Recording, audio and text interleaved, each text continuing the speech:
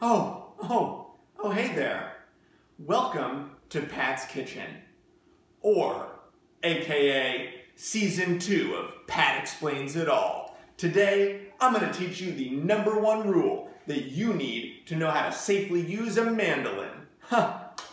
Not this thing. No way. I'm talking about this kitchen instrument of death. Now, I'm no Molly Mara, but I know the one rule that I need to use my mandolin safely to slice up all of my favorite kitchen vegetables. A lot of people have asked me recently, Pat, how did you hurt your finger? And I said, well, I was foolish. I was using this delightful, completely non-threatening blade to thinly and easily slice my apples, my kohlrabi, my squash, what have you, and I accidentally cut off a little tiny bit of my finger. NBD. Turned out okay. But it turns out there's one thing that I could have done to prevent that. So this is a PSA. Not Pat Splains It All, but public service announcement.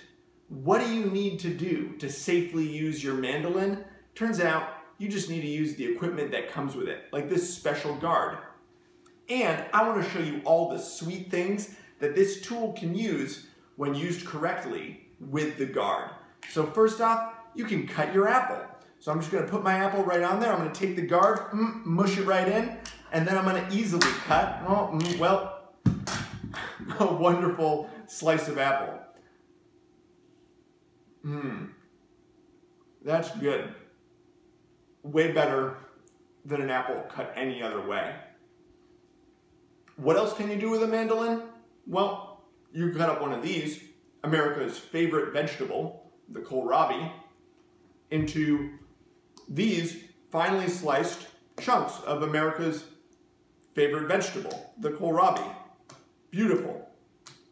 And so easy, so non-life-threatening. Now, what if you're saying, Patrick, I thought this was supposed to be a video series about helpful hacks for cool things that we could do around the school. Well, turns out the mandolin is super helpful around the school as well. So, let's say it's the middle of the week, it's a Wednesday, hump day, you're feeling kind of logy.